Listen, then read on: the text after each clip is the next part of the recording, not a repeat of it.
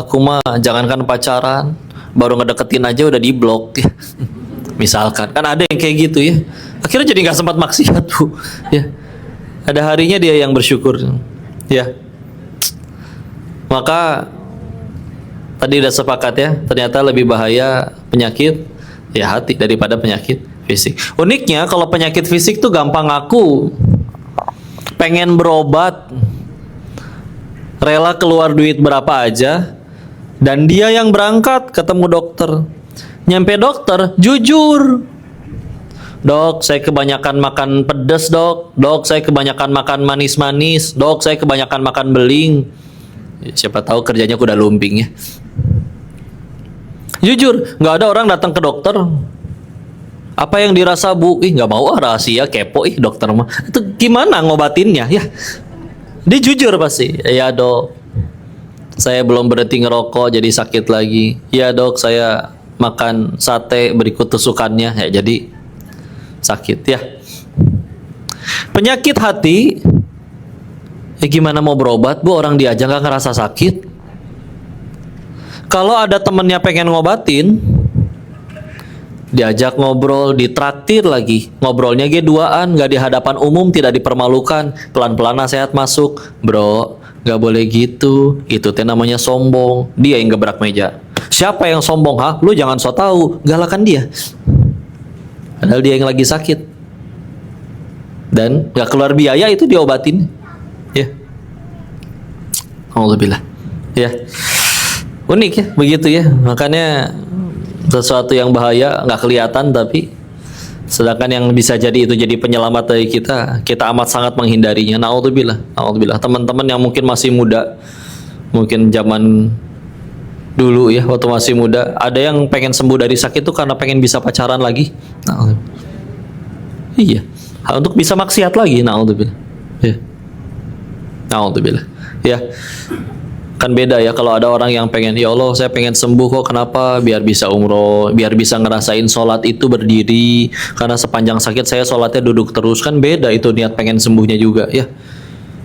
Dan apapun yang urusannya dengan hati penting, penting sekali ya. Misalkan laki-laki pernah ditanya ya, kamu menikah dengan istrimu tapi ya dia ternyata punya kekurangan, dan pasti ada, ternyata masaknya ketuker antara garam sama gula, bikin teh jadi teh asin ya, bikin sop jadi sop manis, jadi kolak ya. Tapi dia benar-benar cinta dan gak niat kayak begitu, murni karena gak ada ilmunya aja, belum tahu, masih bisa dimaafin? Masih bisa insya Allah. Atau kalau misalkan ngebersihin sesuatu, yang ini kotor, yang ini masih udah bersih, sih bisa dimaafin. Tapi kalau misalnya ternyata dia masak jago, bersih-bersih jago, pintar nyari duit ya, jadi suaminya naruh di kantong, naruh di mana ketemu terus ya, jadi pintar nyari duit ya. Ya. Tapi masalahnya satu, dia nyesel nikah sama si suami itu, dan bagi dia laki-laki yang paling dia benci adalah si suaminya itu. Coba gimana lanjut itu rumah tangga ya. Padahal masaknya jago, nyari duitnya jago, otaknya pinter, keterampilan banyak, ya. Nah, bukan perkara remeh-temeh pakai hati itu, ya. Apalagi Nabi juga mengingatkan, Innallaha, sesungguhnya Allah, la yanzuru, tidak melihat kepada rupa dan harta kalian, suwarikum wa amwalikum. Allah tidak melihat rupa dan harta kalian. Walakin, akan tetapi, yanzuru ila qulubikum wa a'malikum, akan tetapi Allah akan melihat kepada hati kalian dan amalan kalian. Ya. Nabi ingetinnya kayak gitu. Sehingga ini menjadi berita besar nih, ketika misalkan, ya Allah, aku juga pengen atau sedekah bangun masjid kayak begitu, tapi dah gimana, aku masih merintis, perlu waktu untuk menjadi orang yang punya duit sebanyak itu, dan aku tetap pengen sedekah. Dia tapi keluarin yang ungu 10.000, sedangkan di kantongnya yang tersisa tinggal yang kuning, yang goceng. Dia kasih berapa tuh? Lebih besar 2 kali lipat dari yang dia punya di kantong. Dan niatnya ikhlas lillahi ta'ala, nggak ada yang muji, nggak ada yang mengagumi, nggak ada yang lihat juga. Yang lain ada yang sedekahnya 1 miliar, padahal di rekeningnya ada 18 T. Itu juga gara-gara ada kamera. Nggak enak kalau nggak nyumbang ya. Dan kalau nggak disebut sama ininya, moderatornya, tersinggung. Kenapa tadi saya nggak disebutkan, saya paling gede? Nah ini dia ya. Jaga aja ini ya. Nah, silaturahmi itu ibadah hati itu. Nanti di sini kita akan ngelihat ada yang ya ngomong apa, ada yang nggak enak di kitanya. Kita akan ngelihat ya perpaduan warnanya tidak cocok. Ayo berani nggak nahan atau harus diucapin, Bu? Iya. Jadi wah luar biasa untuk menjaga dan menahannya. Ya. Maka itu jadi masalah ya. Nah, yang berarti yang harus pertama dijaga ya udah ininya dulu nih, lisan. Cuman masalahnya lisan itu ibarat moncong teko. Moncong teko dia cuma mengeluarkan isi teko. Kalau isi tekonya kopi, yang keluar dari moncong tekonya kopi juga. Isinya susu, keluarnya susu karena kan bukan pesulap ya, nggak mungkin berubah. Ya. Makanya kalau suka ada yang berkata kayak gini ya, Bu, ih dia mah mulutnya aja jahat padahal hatinya mah suci. Oh enggak gitu, enggak. Ya, orang beneran baik, ucapnya baik. Ya, bisa acting, tapi kadang mimik juga nggak bisa bohong. Ada yang bisa acting mimik wajahnya, tapi kan nasya Allah, tahu-tahu dapat info di belakang dia ternyata nggak sesuai dengan yang di depan kita. Ya, yang lempeng ah. Ya. Hati-hati ya, ketika Nabi Isra Mi'raj kan diperlihatkan, mohon maaf, isi neraka dan disebutkan dan ditanya oleh para sahabat yang mendengarnya, apa yang membuat orang paling banyak masuk ke situ? 1, dosa syahwat. 2, mulut ya. Sekarang apalagi medsos ya Bu ya. Sekarang kalau kita pengen bikin orang mengakhiri hidupnya, nggak perlu pakai senjata. Bisa pakai ini, ketik ke jempol. Ya tergantung si yang diserangnya juga. Ada yang memang nggak peduli, Tuhannya bukan mulut orang. Ya. Ada yang memang amat sangat mikirin, bikin konten yang komen 100, 99 muji, 1 menghina, nggak bisa tidur. Ya. Tergantung orangnya. Nanti itu kita belajar nyikapinya juga. Tapi ya Allah, ini bahaya sekali punya lisan. Sampai kayak pernah dicontohkan ya. Di suatu acara waktu itu disampaikan, ibu tahu tidak bahwa yang lebih berbahaya dari rokok itu adalah gula katanya. Ya. Dan disampaikan dengan data bahwa ternyata yang penyakit TBC atau kanker paru-paru itu ternyata bukan turunan, bahwa ternyata rokok itu tidak seberbahaya itu. Ya. Beres acara, setengahnya yang tadinya nggak ngerokok malah jadi mulai beli rokok. Ya. Dan ketika mereka udah pada ngerokok, si pembawa acaranya atau yang tadi berbicara, yang ngasih speechnya, dia berkata, oh ya saya pengen nyampein 1 fakta lagi. Kalian tahu nggak, semua yang saya sampaikan tentang rokok tadi semuanya bohong. Ya. Cuman karena disampaikan dengan nada intonasi yang tepat, bener-bener percaya orang. Apalagi dia punya jabatan, dia punya, aduh ini senjata yang bahaya sekali, bener-bener. Ya. Anak namanya lagi explore, otaknya lagi berkembang, diambil krayon, coret-coret di tembok. Nah ini nih sikap kita nih. Ada yang tiba-tiba meledak, hehehehehe. Anak teh nggak tahu diuntung, nggak tahu apa itu catnya mahal. Kamu tuh, mama tuh nyesel banget tau ngelahirin. Aduh itu ajib itu, ya. Nggak nyampe 1 menit ngebentaknya, bisa ngerusaknya sampai nanti masa dia gede. Ya. Besok-besoknya itu bisa jadi anaknya lagi anteng, dia tahu si ibunya mau lewat, diambil krayon dulu, sengaja coret-coret. Ibunya lewat, nih apa? Nih gue coret. Dendam, ya. Alhamdulillah. Kadang bahasa ya, kita coba pakai bahasa lebih enak, lebih lembut. Begitu nyampe ngelihat, nah, masya Allah bikin karya apa anak soleh? Oh, masya Allah. Enggak kan? Kalau misalkan orang hebat itu karyanya biasanya di kanvas, ya. Yuk kita ke toko, yuk beli. Nanti kita warnain di situ. Nanti mama temenin deh. Nah, enak. Ya. Kita mau meledak-leduk kadang teh. Ya. Bahasa, masya Allah. Dan kalau yang ini juga kisah nyata ya. Dia anak sematawayang, ibunya sudah wafat duluan. Dia punya ayah saja. Ayahnya pengusaha besar, pebisnis, Dan si anak ini memang selalu berusaha untuk gimana caranya dapat perhatian dari ayahnya yang memang sibuk sih, karena mau nggak mau ya dia, kita husnuzon ya, dia benar-benar sibuk untuk nyari nafkah walaupun sudah banyak sekali uangnya, maka selalu nyampein, "Ma, aku dapat nilai segini," kadang tidak diwaro, sampai suatu ketika akhirnya dia udah masuk kuliah dan dia mendapat nilai tertinggi senasional dan dia yakin akhirnya kali ini saya pasti bisa nyenengin ayah saya. Telepon, pengen ngasih info bahagia tersebut. "Pa, ini aku dapat nilai nih." "Apa deh, buruan cepetan. Papa lagi sibuk nih, buru-buru." "Iya nih aku dapat nilai nanti aja deh, udah tunggu di rumah, ganggu aja. Papa lagi rapat dulu nih." Tuk. Drop. Besok-besok jadi males belajar lagi. Nilainya turun. Mulai gaul sama teman yang salah. Dan 3 bulan setelah kejadian itu, ada yang laporin ke bapaknya, dia sudah di IGD karena overdosis narkoba. Ya. Buat apa lagi atuh? Ya. Kalaupun ada seluruh manusia di dunia ini yang pengen dia bikin dia cintai, itu cuma satu, ayahnya saja. Tapi ternyata ya udah, aku nggak ada artinya. Buat apa? Ya. Lihat betapa manusia itu memang rapuh, lemah, bisa menjadi rapuh dan lemah, dan kita bisa memanipulasi atau menghancurkannya. Atau bahkan kita yang naudzubillah termanipulasi. Ya. Maka aduh, ini mulut tuh benar-benar senjata yang luar biasa. Ya. Dan Nabi pernah ditanya kan, bagaimana jika ada seseorang yang dia sholat, zakat, puasa, haji, tapi tetangganya tidak selamat dari lisannya? Ada beberapa riwayat. Yang pertama, Nabi menjawab dengan sederhana, "Huwa finnar," dia di neraka, selesai. Di riwayat yang lain yang lebih ringan, dia bukan bagian dari umatku. Karena semakin benar kita ngaji, makin benar beragama, munculnya di akhlak. Dan makin benar akhlaknya, oh ini kejaga ini. Kenapa ini bisa kejaga? Karena memang isinya bersih.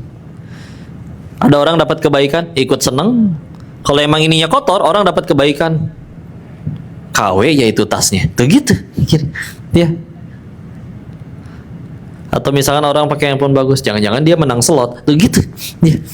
Jadi negatif aja terus. Negatif, naudzubillah. Karena isinya negatif. Mungkin masih bisa acting, tapi kadang kalau kaget nggak bisa ya. Mainnya kalau ada orang kagetnya masih innalillahi wa inna ilaihi raji'un. Tapi kan kadang kaget ada yang ngucapnya macam-macam ya. Ayam, mungkin ingat ayam. Ya. Tapi kadang ada naudzubillah kaget tuh nyebutnya kunci. Hati-hati ya. La haula wala quwata illa billah. Maka yuk, kau kutip 4 hadis terkait akhlak ya. Ini insya Allah bahkan menurut Imam Ibn Rajab Al-Hambali dalam penyampaian beliau di Jami'ul Ulum wal Hikam di dalam kitabnya, ini 4 pilar akhlak ya, sehingga akhirnya mudah-mudahan nih Ramadan kita juga berhasil ya, ngubah kita jadi manusia yang lebih baik. Kelihatannya dari indikatornya 4 hadis inilah. Hadis yang pertama, Nabi bersabda, "Man kana yu'minu billahi wal yaumil akhir falyakul khairan aw liyasmut." Barang siapa beriman kepada Allah dan hari akhir, berkata yang baik atau diam. Terkenal ya hadisnya ya. Tapi lihatlah bahwa yang dipertaruhkan di situ adalah imannya. Jadi kalau misalkan kita nggak bisa berkata yang baik, ngomongnya yang buruk terus, diam juga nggak bisa. Maka yang dipertanyakan tuh imannya. Ya. Karena urusan sama orang itu Masya Allah perkaranya. Izin ya, contoh kalau misal kita nih sholat nih, itu penting dalam Islam. Tapi kalau setelah kita ngaji, lulus Ramadan, bertambah misalkan sholatnya, meskipun lupa rakaat dan yang lain-lainnya, tapi punten, meskipun sholat itu penting, orang Jepang kalau mau bisa bikin robot yang 24 jam ruku dan sujud. Gak usah dicas pakai cahaya matahari energinya. Siang kecas sendiri dengan cahaya matahari, malamnya udah pakai energi yang didapat tadi. Tapi kita tahu ya, itu robot ngelihat ibu-ibu keserempet di pinggir jalan, dia nggak akan nolongin, ruku aja sujud. Karena memang dibuatnya untuk itu. Dan kita tidak akan berkata, wah ini robot yang soleh. Enggak ya. Kita nggak pernah disuruh ruku dan sujud 24 jam. Tapi pertanyaannya, ibadah kita yang segitu-gitunya membuat kita jadi manusia yang seperti apa? juga harus tampil ya dalam akhlaknya, dalam kebaikan, berkata yang baik atau diam. Pilihan pertamanya disuruh ngomong kok kita, tapi cek kebaikan enggak. Yang harus dipertimbangkan 3. 1, niatnya apa nih, ngomong nih niatnya nih pengen caper, pengen nunjukin atau pengen dipuji dan yang lain-lain. Yang kedua, isinya ada niatnya baik, cara nyampeinnya ya. Bro, badan sekarang berapa kintal? Kan nggak enak ya. Padahal bisa ada pertanyaan yang lebih lembut gitu. Kenapa harus pakai kata kintal gitu kan? Ya. Hati-hati ya. Tadi niat, yang kedua isi, yang terakhir dampaknya. Nyakitin orang nggak ini teh? Ya, dan yang lain-lain. Na'udzubillah. Apa aja tadi? Niat, isi, dampak ya. Hati-hati ah. Berkata yang baik atau sudah diam aja. Hati-hati juga jangan banyak dusta. Kalau masalah lisan itu guru kami nyingkatnya duzol kakosi. Ulangi, duzol kakosi. Bukan bahasa Arab ini singkatan digabung-gabung. Du-nya dusta, zolnya zolim, ka-nya kasar omongannya, ko-nya kotor, si-nya sia-sia. Ya. Ulangi, duzol kakosi, dusta, zolim, kasar, kotor, sia-sia. Hati-hati ya, dusta. Bahkan Nabi kalau disampaikan, kita tahu ya, kemunafikan di Al-Baqarah contohnya. Ayat 1 alif lam mim, ayat 2 sampai 5 bicara tentang orang mukmin, orang beriman. Ayat 6 dan 7 hanya 2 ayat bicara tentang orang kafir. Ayat 8 sampai 19 bicara tentang orang munafik. Lebih panjang. Di depan bilangnya A, di belakang enggak. Ya. Bahasa sekarangnya apa muridnya? Enak padahal peres berarti ya. Nah, cirinya kata Nabi sederhana ternyata munafik itu. Ciri yang pertama, 1, jika bicara dia dusta. Jika janji dia ingkar.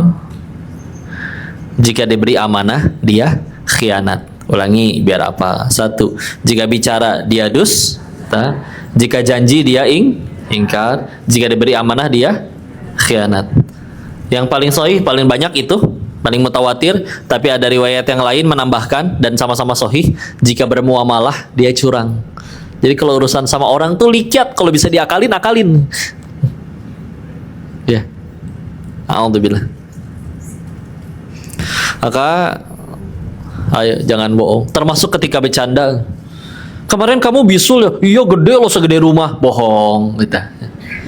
Bohong, nggak mungkin bisul segede rumah, gimana orangnya aja segede gini ya. Oh ternyata segede rumah keong. Ya udah, oke ya. Kan belum beres ngomong kok. Ya maaf sayang suzon ya. Wah, jangan lewat situ. Lampu merahnya lama banget, 2 abad. Bohong, itu jangan ya. Gimana lampu merah 2 abad ya? Lama banget sih kamu dandan. Aku nungguin kamu dandan bisa beresin S2 dulu loh. Nah, ini juga ya, nggak usah berlebihan. Ya. Nggak usah berlebihan, ya. Ya, mulai kurangin, hati-hati. Aduh, lisan ini ya Allah, udah senjata yang berbahaya dan tadi bisa jadi surga nerakanya kita. Ya, sampein mikir, bener-bener dipikirin Allah suka atau enggak. Ya. Sebisa mungkin jangan bohong, jangan dusta. Ya, ciri iman orang juga dia nggak mau dusta. Bahkan tahu ada tahta atau tingkatan jihad yang paling tinggi di hadapan Allah adalah berani berkata yang benar di hadapan pemimpin yang zalim. Misalkan kayak dulu zaman Firaun, nentang dia dibunuh gitu. Nabi Musa tetap berkata yang benar meskipun taruhannya nyawa. Di saat misalkan ada pemimpin yang tidak zalim, tapi demi nyenengin dia kita berani bohong, sampai berani melintir ayat dan yang lain-lain. Ya. Ini berani berkata yang benar. Ya. Udah bismillah. Dan itu ternyata kata Nabi adalah jihad yang paling tinggi. Jadi Jangan bohong, jangan dusta. Hati-hati juga kalau misalnya kita benar-benar diajak dan nggak bisa ikut, jangan jawab insya Allah ya.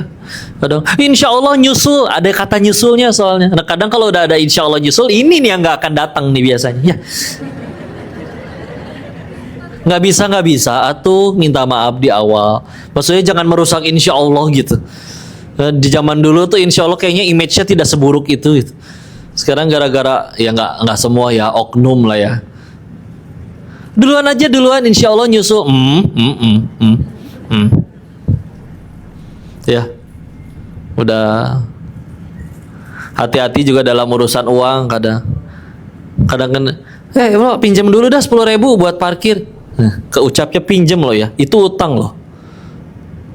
Jangan mentang-mentang dia kan orang kaya 10.000 nggak berarti bagi dirinya. Kalau ternyata di hari akhir kata dia benar-benar ngerasanya, oh kamu masih saya anggapnya utang itu, saya nggak ridho ngasih. Ya, Abdurrahman bin Auf jangan ditanya sedekahnya. Tapi kalau beliau ada urusan datang ke beliau, mau apa nih? Bisnis, minjem berarti harus dicatat. Ya, minta nih saya kasih. Jangan mentang-mentang, aduh kayaknya kalau minta nggak enak nggak dikasih, ya udah bahasanya minjem aja deh. Dia mah kayak ini gak usah dibalikin, ya. Itu ya Allah. Jangan tanya sedekahnya beliau. Abdurrahman bin Auf itu satu kota Madinah pernah kena ngerasain duitnya. Sepertiganya pernah ngutang ke Nabi Abdurrahman bin Auf. Sepertiganya pernah utangnya dibayarin oleh Abdurrahman bin Auf. Sepertiga laginya pernah disedekahin oleh Abdurrahman bin Auf. Nggak ada yang lolos. Tapi jelas akadnya mau apa, ya. Jangan istilah, ya Allah, hati-hati ya.